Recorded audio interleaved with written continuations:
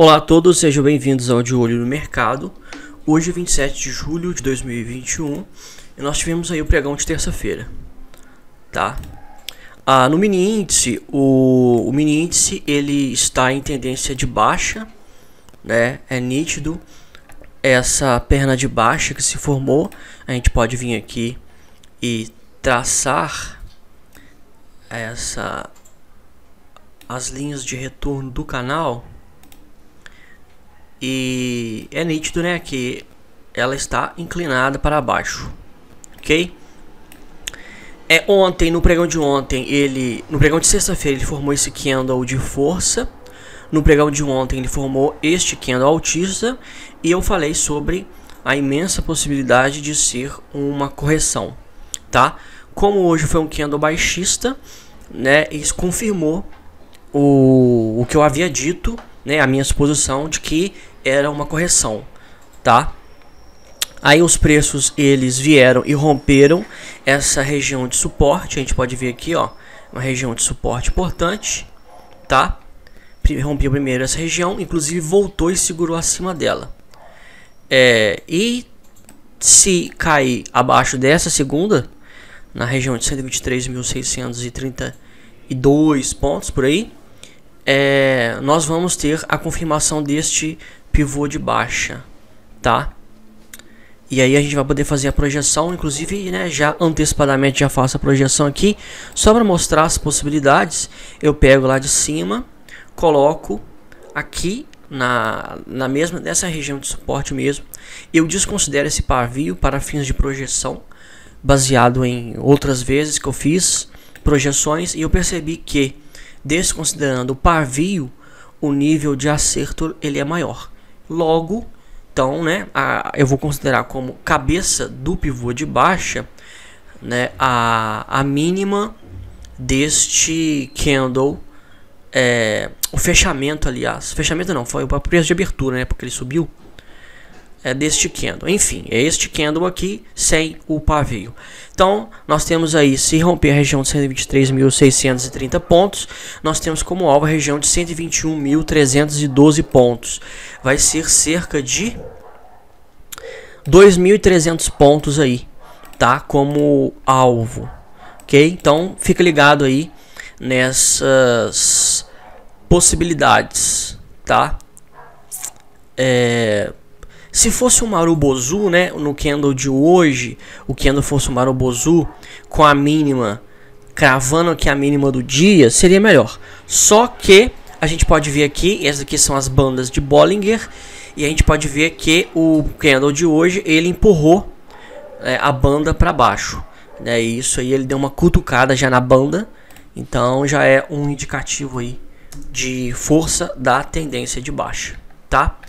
Agora, nos 5 minutos, eu vou fazer um exercício aqui que pode ser interessante. Olha só, porque o que acontece? Com essa tela, eu acabo colocando todos os indicadores aqui, né, na direita.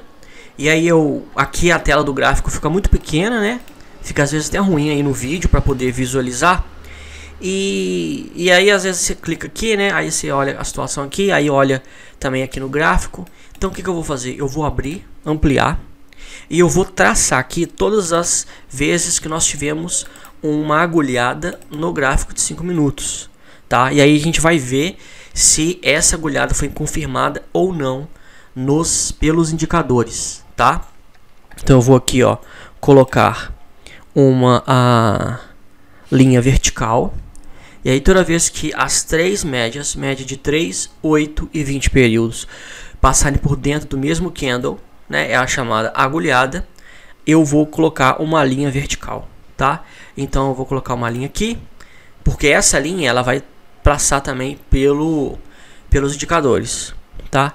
Aqui nós tivemos né, ele passou por dentro destes candles e saiu aqui, então eu vou considerar este candle válido, tá? Nós tivemos outra aqui também. Vamos ver. Nós tivemos também outra possibilidade. Quer ver? Aqui, ó. Também aqui deu uma virada. Acho que esses foram os pontos, tá? 1, 2, 3, 4. Beleza, vamos ver se... Tá, aqui a linha ela tá traçada aqui no gráfico, mas ela não vem aqui. Mas aí o que eu faço? Vamos ampliar aqui o gráfico. E vamos colocar o modo cruz.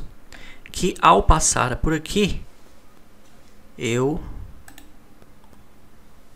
tenho ela aqui, ó. E aí é o seguinte, olha só.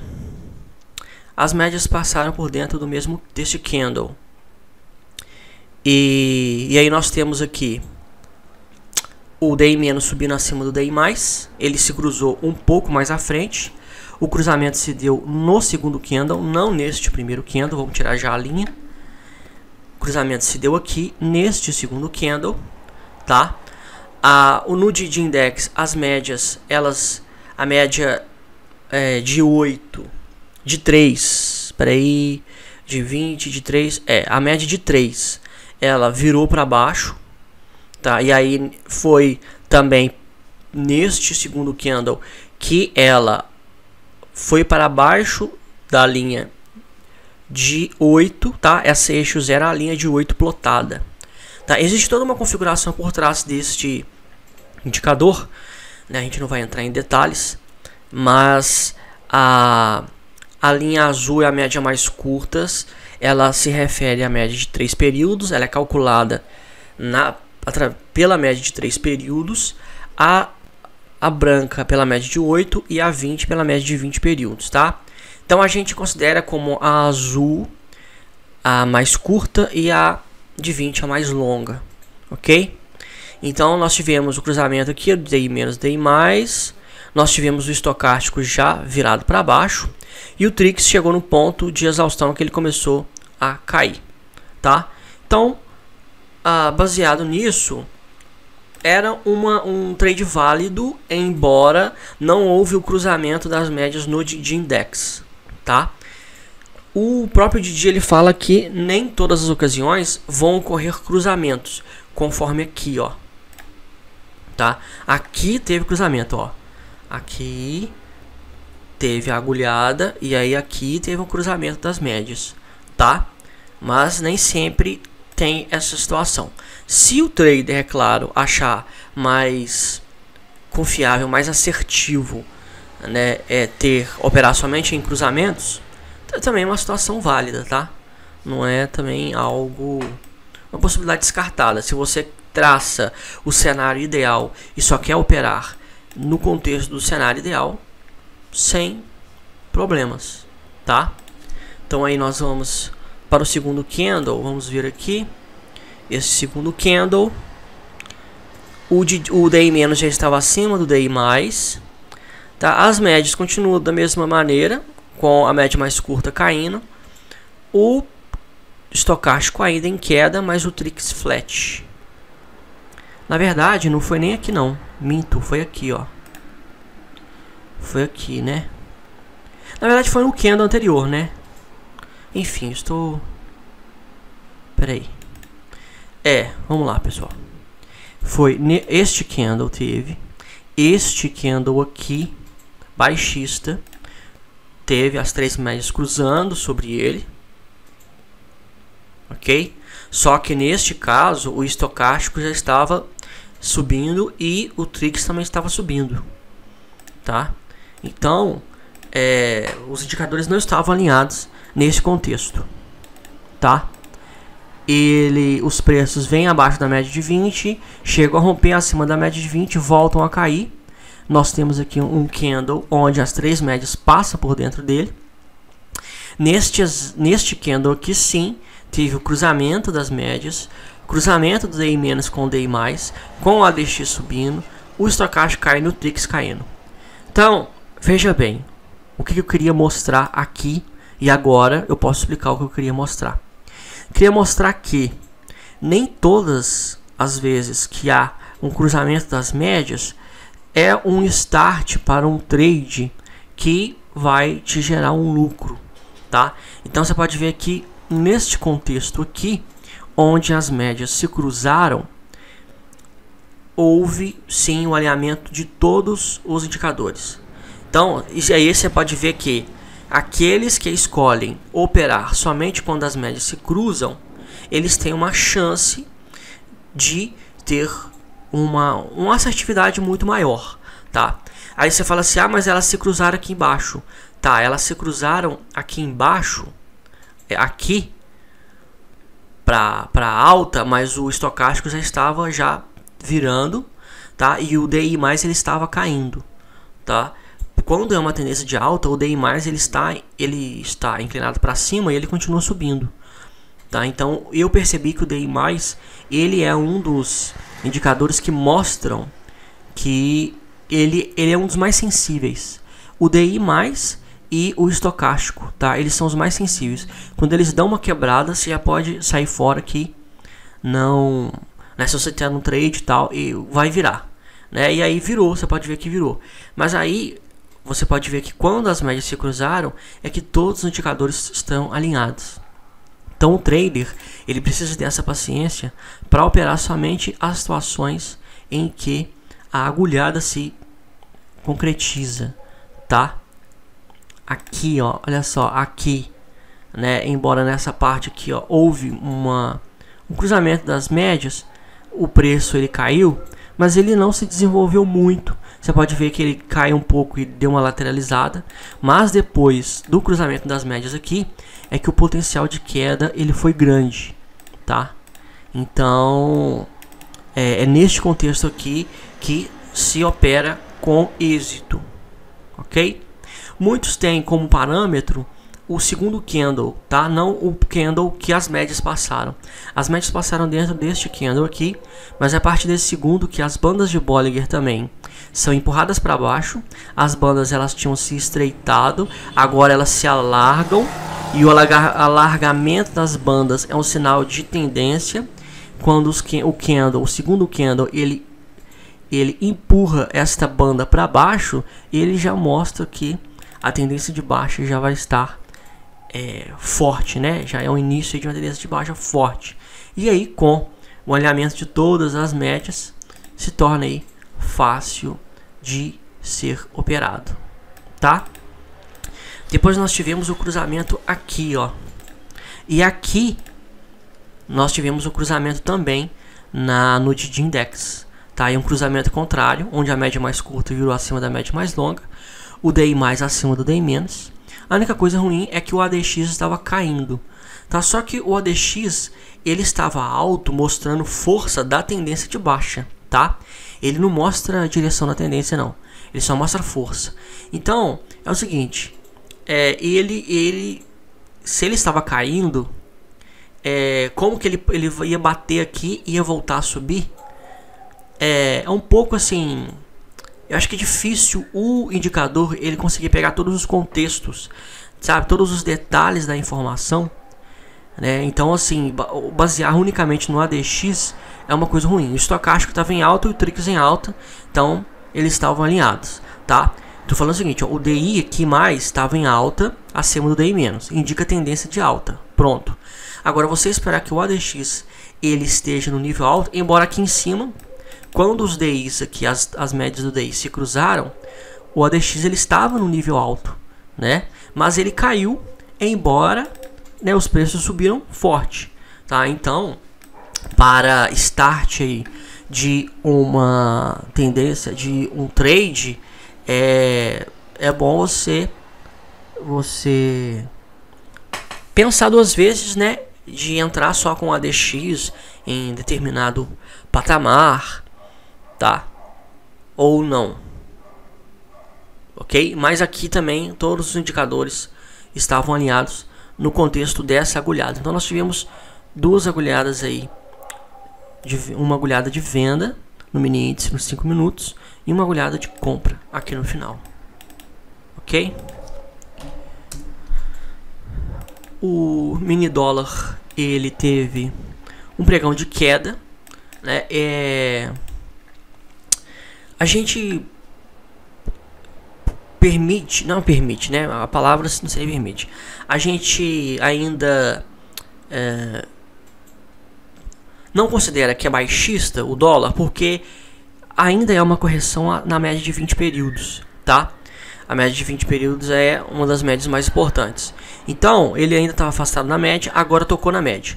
Então, o próximo pregão vai ser mais definidor, tá? Então, assim, o próximo pregão que vai nos ditar aí se ele vai entrar em tendência de baixa ou não. Os indicadores estão mostrando, eles estão caminhando para um movimento baixista, tá? Um movimento baixista, né? Olha só, o DI mais está em queda, né? A média mais curta no DD Index já caiu abaixo do eixo zero, né? Na média de 8, o TRIX caindo e o estocástico também em queda.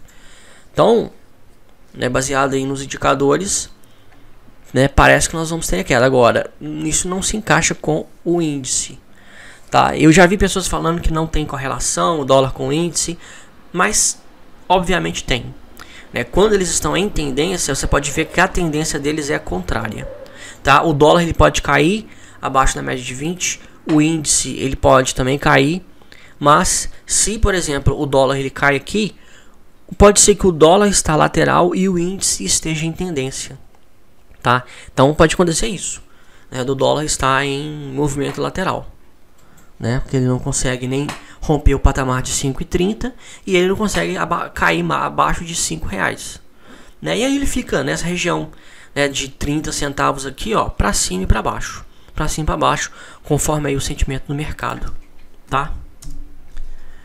No gráfico de 5 minutos nós tivemos, vamos lá, uma agulhada possivelmente aqui, uma agulhada de compra e uma agulhada de compra possivelmente aqui, tá?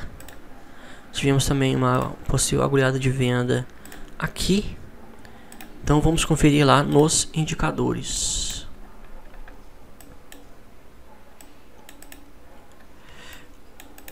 A primeira foi esta, né? Vamos lá.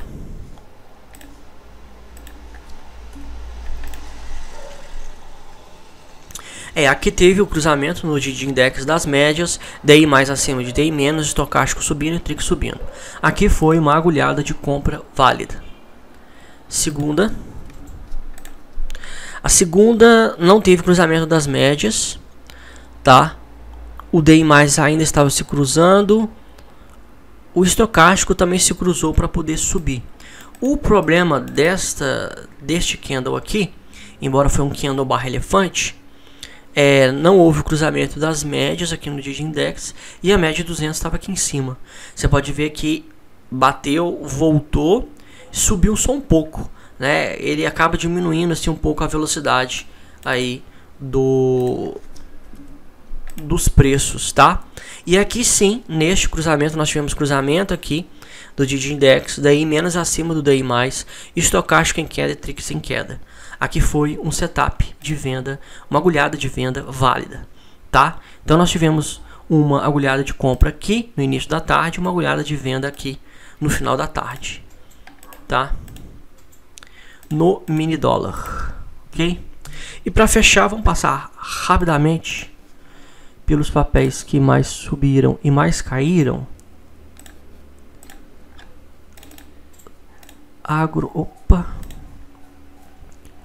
Agro 3. Você pode ver que quando o mercado ele é baixista,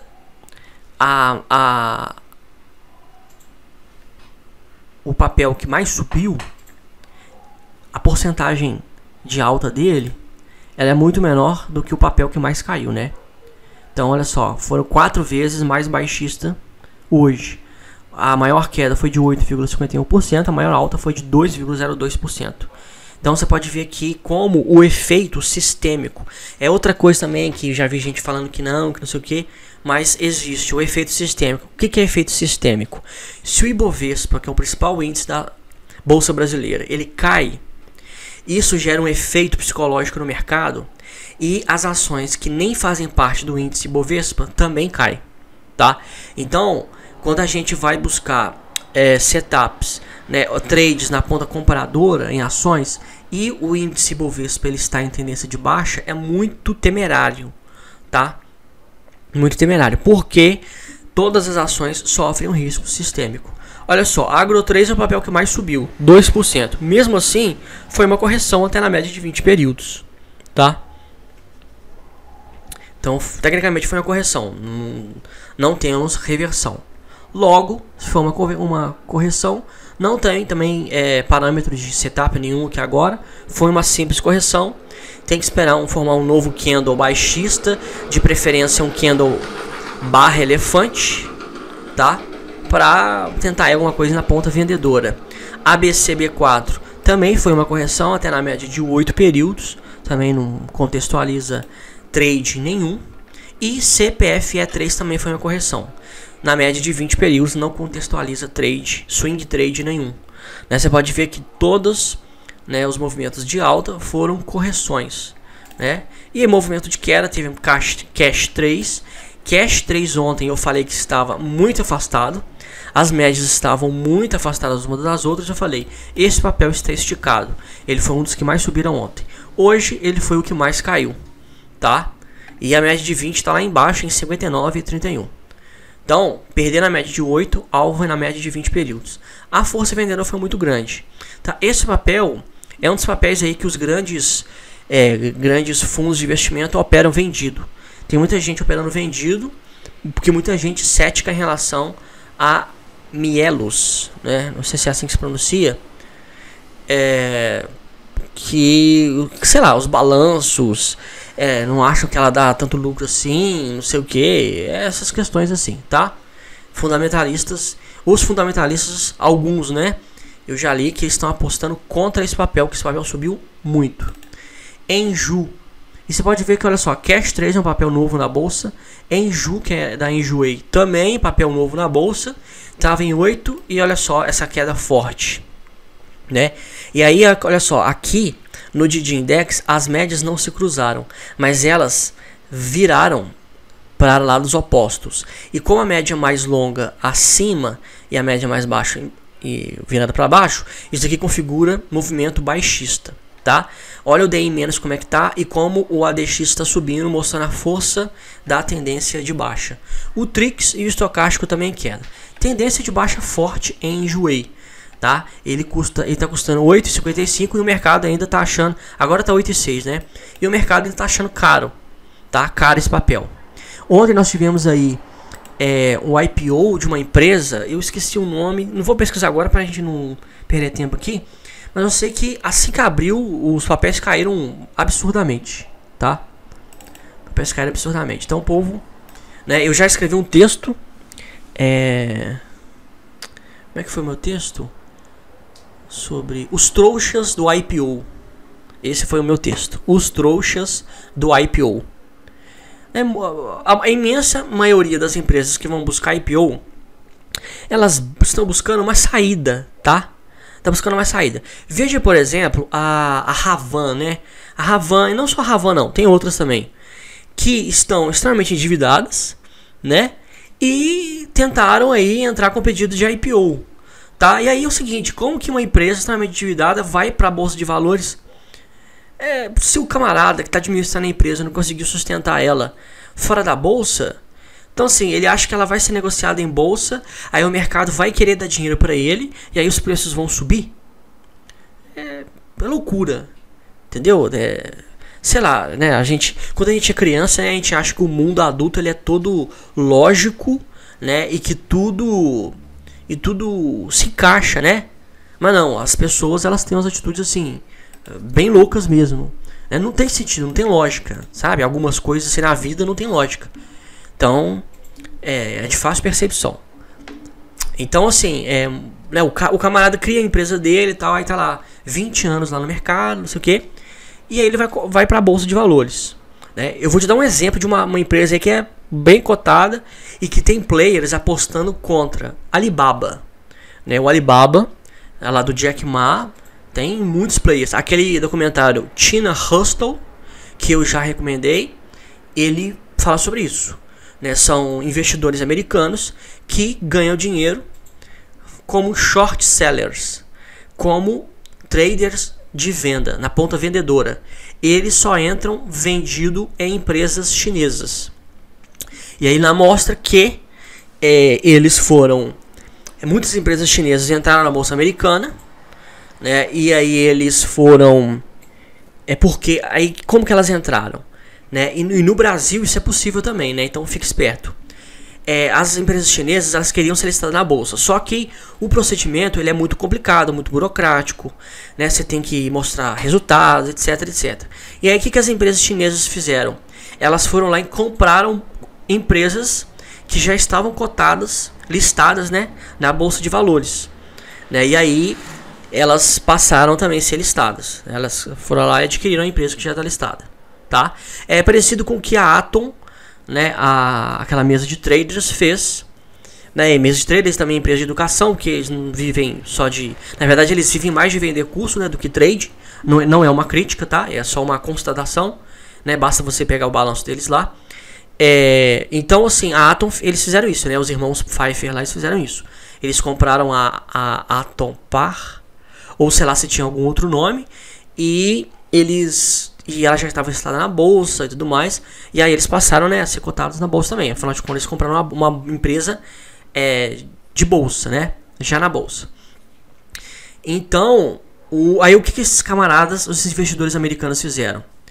Eles foram na China ver as empresas. E chegaram lá, descobriram que tem empresa que não funciona, nem funciona direito. Eles ficaram lá de fora da empresa, esperando os caminhões de carga chegarem, saírem e tal. E não viu, foi 1 ou 2 caminhões que entrou e saiu da empresa.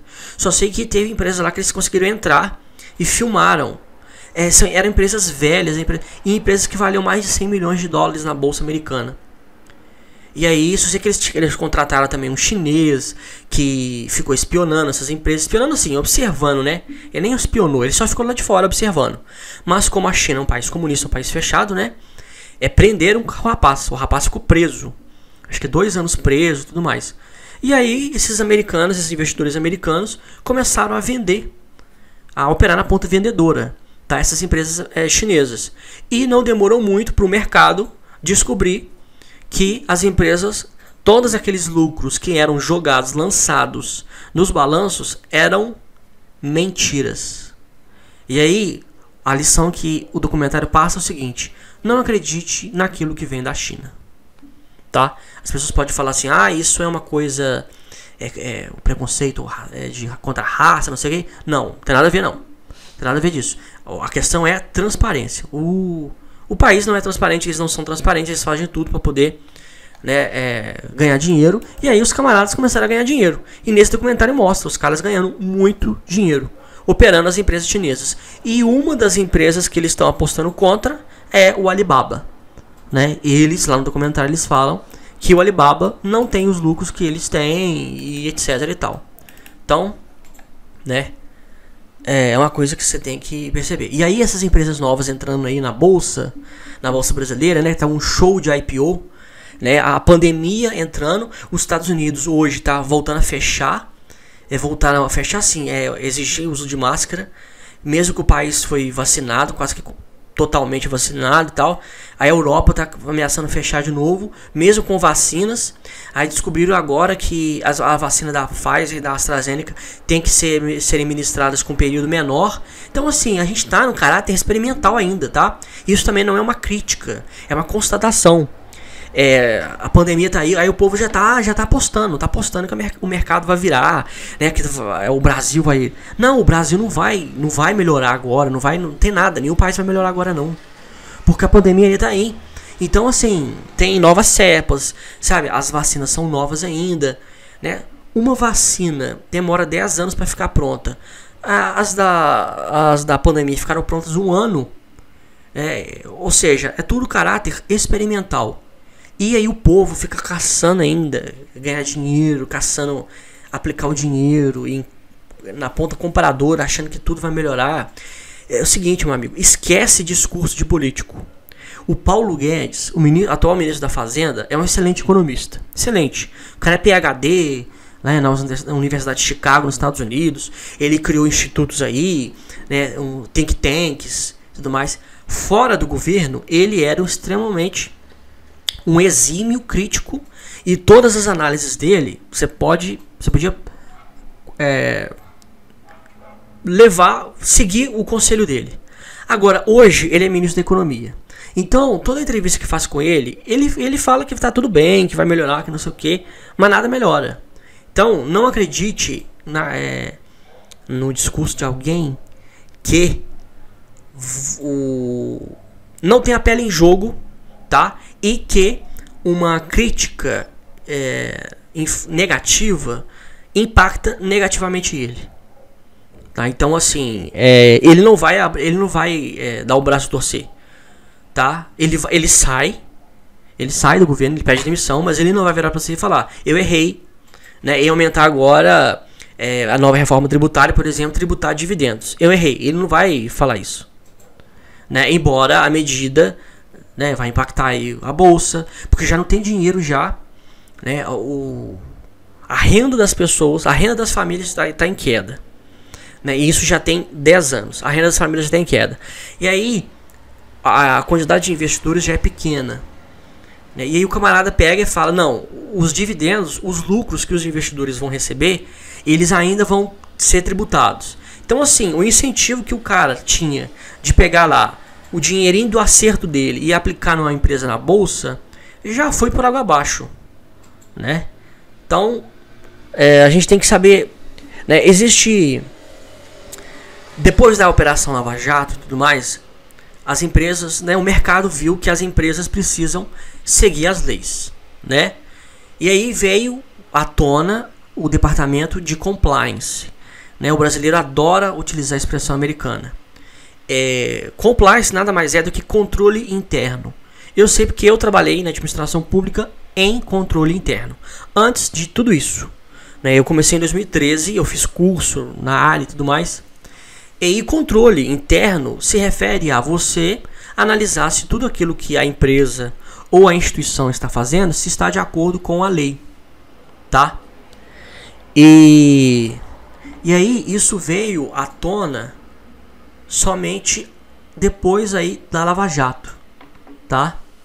Mas era algo que todas as empresas elas deveriam fazer, né? Eu ia fazer um comentário sobre isso que eu acabei esquecendo. Eu fui olhar o tempo aqui sobre essa questão do compliance.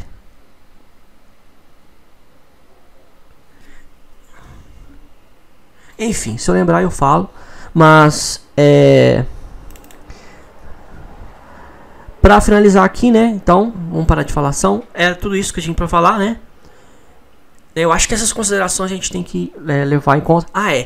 Lembrei. A questão do compliance é análise aí da integridade. E aí é o seguinte, uma das coisas do compliance é a questão dos interesses, tá? O advogado, o contador, o administrador que trabalha no compliance, ele precisa analisar o conflito de interesses. Então, quando você pega, por exemplo, um contrato de duas empresas, do governo com uma empresa e tal, você tem que analisar se tem interesses por trás daquilo ali, tá? Então, é uma coisa assim, é uma questão importante que isso tem que ser levado em consideração nos sistemas de compliance. Então, quando você vê alguém falando, alguém ensinando, alguém fazendo alguma coisa, falando alguma coisa, você tem que primeiro analisar o interesse por trás, né? Não analisar assim porque a pessoa é uma pessoa ruim. Não, nós somos seres humanos. Naturalmente nós temos interesses, tá? A gente tem interesse. Então assim, se a compra daquilo vai beneficiar o camarada, ele vai te falar que para você comprar aquilo, tá? Então o ministro da Economia, ele tem que falar que a economia tá boa. Se ele falar que tá ruim, o mercado vai desabar, porque o mercado reage a tudo que ele fala. Tá? Então você não pode levar em consideração achar que tudo aquilo que ele fala é realidade, porque ele está numa situação em que ele não pode falar mal, em que ele não pode assumir o erro, né? Falar que ele errou, ele não pode, senão o mercado vai reagir negativamente, né? Então você tem que levar em consideração essas questões para você não ser levado por discursos, tá? Não ser levado por discursos. Uma vez, numa certa ocasião, falando sobre um determinado político com uma determinada pessoa, e aí eu peguei e falei sobre um determinado erro, né, desse político lá. E a pessoa, né, ela apoia politicamente lá o camarada, foi contra, né, totalmente contra. E acho, não, o fulano de tal sabe o que ele tá fazendo e tal. Aí eu, né, fiquei irritado e comecei a listar uma série de outros erros que o mesmo fulano de tal estava cometendo. Tá? Então, assim, depois que você trabalha na administração pública igual eu trabalhei, você vê que o Brasil é uma bagunça, tá? Não se deve acreditar em tudo o que se fala, tudo que o governo faz. A gente acha, quando você trabalha em empresa privada, a empresa privada tem procedimento e tal. Se você errou, se você não está trabalhando, se você faz qualquer coisa, você manda ele embora. Tem, com justa causa ainda. A empresa nem precisa te pagar. Só que no governo as coisas não funcionam desse jeito. E é loucura, tá? É loucura. Quando você chega lá e você depara com uma situação em que, por exemplo, as pessoas não podem ser mandadas embora, né? Os funcionários públicos não podem ser mandados embora. Então, assim, como é que esse pessoal vai produzir, gente? Como que esse pessoal vai produzir? Então, assim, o erro tá no sistema. A gente fica achando que fulano, ciclano e beltrano é a solução para o Brasil. Não. O sistema está corrompido. O sistema está errado. Por conta desses fatores, tá? Então, para não ficar um vídeo muito longo, eu vou ficando por aqui.